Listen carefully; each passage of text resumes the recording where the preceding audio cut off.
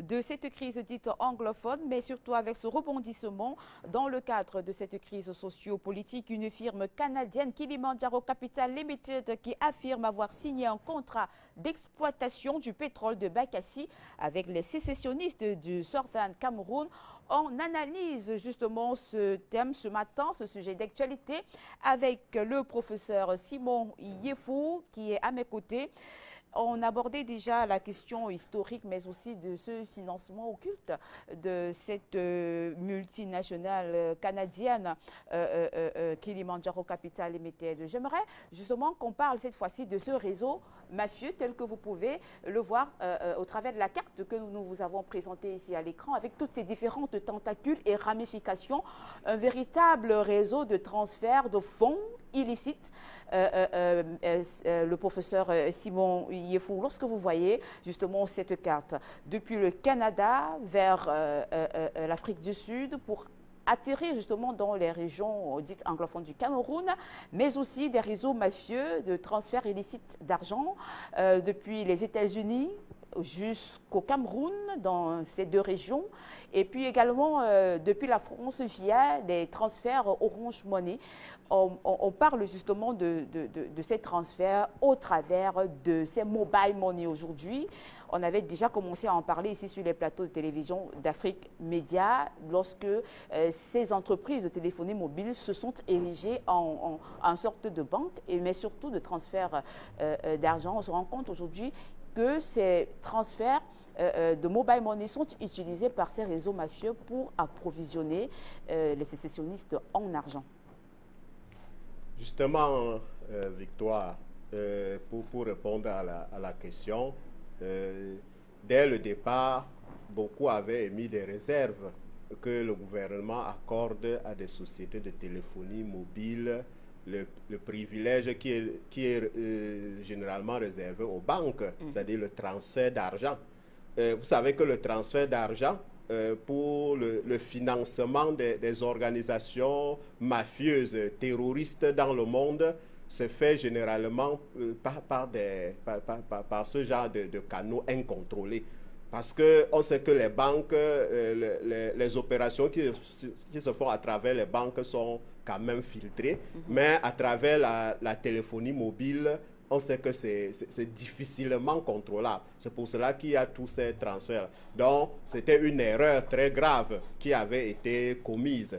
Peut-être qu'il est temps de revenir en arrière, compte tenu de ces dégâts auxquels on assiste.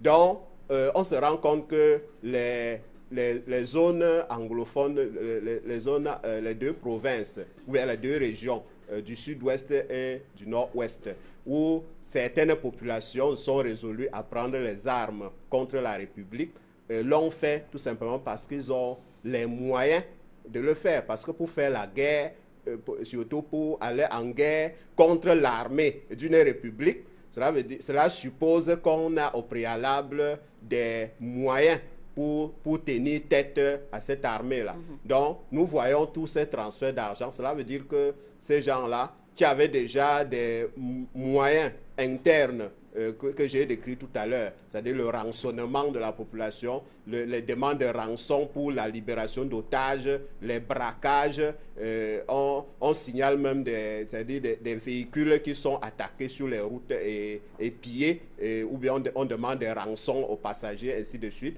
Et il y a donc ces transferts de fonds qui viennent de l'étranger et qui permettent d'acquérir les armes. Et vous savez que les vendeurs d'armes, il y a une réglementation internationale sur les ventes d'armes qui disent qu'on ne doit vendre les armes qu'à des destinataires bien contrôlés et bien connus et s'assurer de l'usage de cette arme-là, de ces armes-là. Malheureusement, ces mêmes pays qui ont fait adopter ces mesures-là par les Nations Unies, les piétinent, c'est-à-dire les grandes puissances qui fabriquent les armes. Ils sont prêts à vendre les armes aux premiers venus, sans s'assurer de ce qu'on va faire avec ces armes-là. C'est pour cela que des armes de guerre, et parfois les plus perfectionnées, se retrouvent entre des mains inexpertes. Et ces mains-là sont prêtes à utiliser ces armes-là, même pour aller en guerre contre un État pour prétendument arracher l'indépendance d'une partie du territoire. Merci, professeur. Nous allons du côté du standard. Je vous le disais en tout début de cette émission. Vous avez droit à la parole. Nous avons déjà M. Ten qui nous appelle depuis les États-Unis. Bonjour et bienvenue. Allô? Allez-y, M. Ten, on vous écoute. Ok. Bonjour Vicky. Bonjour l'Afrique. Je vais commencer en disant que je suis en train de suivre le débat depuis quelque temps. À propos du Cameroun. Et je constate qu'on accuse ces soi-disant sécessionnistes-là à avoir vendu les biens qui appartiennent à tout l'État du Cameroun. Et on oublie, donc, ce que moi je pense, à mon simple analyse, je pense que ce qui est en train de se passer actuellement au Cameroun, c'est une guerre qui oppose l'armée colonialiste de M. Paul Biya et l'armée colonialiste et la nouvelle armée colonialiste des ambazzonistes ou des sécessionnistes aux appelés. Et moi, ma question, c'est que gagne le Camerounais lambda dans cette guerre-là? Est-ce que le Camerounais lambda connaît ses intérêts?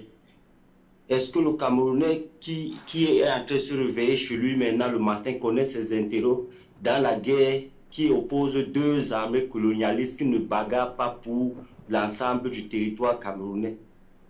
Parce qu'on parle de sécessionnistes ayant vendu les biens du territoire camerounais aux Canadiens, aux Américains et tout ça. Mais on oublie de dire aussi aux Camerounais que le président Paul Biya est aussi en train de vendre les matières premières de ce côté-là aux multinationales.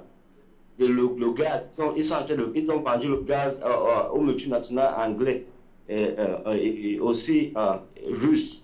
Et que gagnent les Camerounais quand ils font ce genre de gestes? Que gagne le Camerounais lambda dans ce truc-là? Que gagne le Camerounais lambda? Est-ce que le Camerounais lambda connaît ses intérêts? Parce que pendant que ces gens-là sont en train de faire le scénario qu'ils sont en train de faire là-bas, c'est le Camerounais lambda qui va perdre. Et quand le Camerounais lambda, si le Camerounais n'ouvre pas ses yeux maintenant, il va perdre ce pays-là. Et quand on va perdre ce pays-là, ça va durer peut-être 100 ans encore. Pour essayer, pour pouvoir revenir ou bien récupérer notre territoire. Donc moi je demande aux nationalistes camerounais là, vraiment se lever, de ne même pas, les deux côtés ont tort, que ce soit l'armée colonialiste de M. Paul Biya, que ce soit l'armée colonialiste des sécessionnistes, ces gens-là ne nous représentent pas. Ils ne représentent pas les Camerounais. Les Camerounais doivent ouvrir les yeux et reprendre leur nation. C'est la même chose que ce qui se passe au Cameroun, en Irak. Les Iraniens, les révolutionnaires, les nationalistes sont pays. Ils ont chassé tous les Occidentaux. Aujourd'hui, l'Iran est un pays indépendant. Ils gèrent leurs matières premières. Aucune personne, aucune multinationale ne vient gérer les ressources naturelles de l'Iran sans l'autorisation ou bien sans le contrôle de l'État iranien. Donc, les Camerounais, là, les nationaux, vous devez comprendre que votre pays est en jeu. Ne laissez pas que ce truc qui se passe là où fermez vos yeux. Comprenez vos intérêts, sachez vos intérêts et bagarrez pour vos intérêts. Merci, bon. Merci à vous, M. Ten, pour votre contribution ce matin. Nous avons été rejoints au téléphone par M. Tonga. Bonjour et bienvenue. Oui, bonjour, madame. Bonjour à votre grand historien. Il nous fait toujours plaisir en rappelant l'historique de certains mouvements ou bien de l'avènement de toutes ces situations. Bonjour également à tous les téléspectateurs d'Afrique Média et ceux qui appellent pour défendre la cause. Vraiment, pour aujourd'hui, je vais envoyer une motion de soutien, comme nous disons ici au Cameroun, à M. Ten. Parce que il a touché là le nœud du problème. Il a touché là le nœud du problème. Ces deux armées colonialistes qui se battent au Cameroun, au détriment des Camerounais. Et ça, nous essayons de le dire depuis sans trouver les bons mots. Voilà le vrai mot, c'est celui qu'a dit M. Ten tout à l'heure. Parce que de quoi s'agit-il, Madame Dimala? On se moque du Cameroun maintenant à travers le monde, comme si on parlait du Congo, comme si on parlait de la Centrafrique ou du Tchad d'antan. Nous, les Camerounais, avec toute l'intelligence que nous avons, avec les capacités que nous avons de voir les choses, avec cette guerre d'indépendance que nous avons menée à la France pendant des années où nous avons perdu nos plus vaillants combattants. Comment se fait-il que nous nous retrouvons dans cette situation aujourd'hui? C'est très simple. C'est parce qu'il y a un gouvernement au Cameroun qui vend tous les biens du Cameroun à l'étranger ou bien à sa mère colonie, la France, et laisse les Camerounais sur le chemin. C'est pas, il faut être clair. On nous dit qu'ils ont commencé par une revendication corporatiste. Est-ce qu'il est interdit d'avoir une revendication corporatiste? Non. Dans une république, non. Par contre, au Cameroun, c'est interdit. Il n'y a que nos frères anglophones pour se lever et marcher. En zone francophone, personne n'ose se lever. Et on a vu un exemple à Yaoundé. Les enseignants se sont mis dans la rue, ils étaient tous en prison. Donc il faut comprendre ce qui se passe aujourd'hui. C'est nous les Camerounais qui perdons dans cette histoire-là, dans sa totalité. Parce que ces soldats coloniaux sont quand même des Camerounais avant tout. Et donc on va aller au fond du problème, Madame Dimala, si vous m'accordez quelques minutes. Parce que de quoi s'agit-il? Ces gens-là, comme l'a rappelé votre historien, les actions sécessionnistes n'ont jamais marché dans le monde. Mais ce qui les intéresse, eux, c'est le cafouillage que ça crée. Parce que dans ce cafouillage-là, ils pillent votre pays systématiquement sans vous rendre compte. Je vais dans la suite de ce qu'a dit votre invité, l'historien, prendre des exemples. Aujourd'hui, en Libye même, il y a combien de gouvernements en Libye? Mais vous croyez qu'on ne puisse plus le pétrole en Libye? Ceux qui ont créé ces désordres en Libye sont en train de piller le pétrole, alors que officiellement la Libye n'est pas en sécession. Quand vous regardez le Congo de Kabila, vous voyez partout des groupes de miniers dans le Katanga et tout, chacun fonctionne. Même l'ONU a ses mines au Congo. Mais ce n'est pas la sécession du Congo qui les intéresse, c'est le désordre que ça crée et ça leur permet de piller le pays sans plus avoir à rendre compte à qui que ce soit. Voilà la stratégie de ces gens qui viennent agiter les tissus de sécession, etc. Mais face à ça, nous n'avons pas le choix. C'est d'être avec le peuple. Comme dit un certain Jules qui appelle souvent, c'est-à-dire que si le peuple, dans sa totalité, n'est pas au courant de cette situation, ces gens-là réussiront toujours leur coup. Ils ne peuvent pas réussir en Iran. Même en Corée, ils ne peuvent pas réussir. En Russie, ils ne peuvent pas réussir parce que les gens comprennent cet effort-là, cet environnement national. Or, nous ici, nous ne connaissons aucun accord qu'a signé le gouvernement de Paul Biya avec ces multinationales. Il a fallu qu'il y ait une porte plainte en France pour qu'on vienne nous sortir un document que M. Bolloré ne devait pas avoir le port depuis 17 ans aujourd'hui. Donc vous voyez comment, si vous gérez des pays où les populations reçoivent des informations 17 ans plus tard, vous comprenez que c'est un gouvernement colonial. Et là, allons aux solutions. Parce que depuis quelques jours là, sur vos plateaux, j'apprécie beaucoup Afrique Média parce qu'on va toujours aux solutions. Et on a parlé des solutions et j'ai suivi beaucoup le débat depuis un certain temps et les réponses ont été données. Même si M. Awana a dit qu'on ne peut pas donner, et il a raison, on ne peut pas donner toutes les solutions sur le plateau parce que c'est une question de sécurité nationale. Je vous dis, si nous nous amusons, dans quelques années, vous verrez qu'il y a des foyers de ce genre de choses à Douala, à Yaoundé, à Bafoussam, un peu partout. Et pendant ce temps, pendant que nous serons perdus dans cette boue, les gens vont exploiter notre pays tranquillement. Et donc il est temps de dire sur le plan stratégique, cette histoire d'Orange Money là, si on n'était pas un gouvernement colonial, depuis quand une société de téléphonie devient une banque? C'est parce que cette opération permettait au gouvernement colonial de servir ses colons. Donc c'est les Français qui ont lancé cette opération avec Orange pour piller les Camerounais. Au Cameroun, nous avons le PMUC. Dans tous les pays du monde, la loterie est organisée par le pays pour pouvoir redistribuer les richesses. Or, le PMU appartient à qui? Ça appartient aux Français. C'est-à-dire les gens parient sur les chevaux qu'ils n'ont jamais vus. Donc vous comprenez que c'est un gouvernement colonial. Et donc il faut arrêter cette histoire de Orange Money. Il faut mettre le peuple au centre du jeu et porter plainte contre ces sociétés-là, puisque si vous expliquez aux Camerounais que ce sont des actes illégaux, un acte illégaux, mais il faut porter plainte contre ces gens-là, et non seulement faire des incantations, ouais c'est Kilimandjaro, c'est monté, c'est descendu, et alors, comme c'est Kilimandjaro, on va tuer nos enfants à cause de ça, porter plainte et arrêtez-les, y compris le gouvernement canadien. On peut convoquer la représentation canadienne en disant, vous avez vos citoyens qui mettent le désordre chez nous, expliquez-vous. Et s'ils ne s'expliquent pas, on porte l'affaire à l'ONU.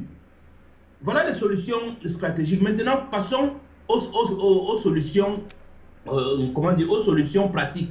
Les solutions pratiques, Madame Dimara, je vous dis, nous sommes ici au quartier à Neubel. Il y a des gens qui nous donnent rendez-vous pour venir nous braquer.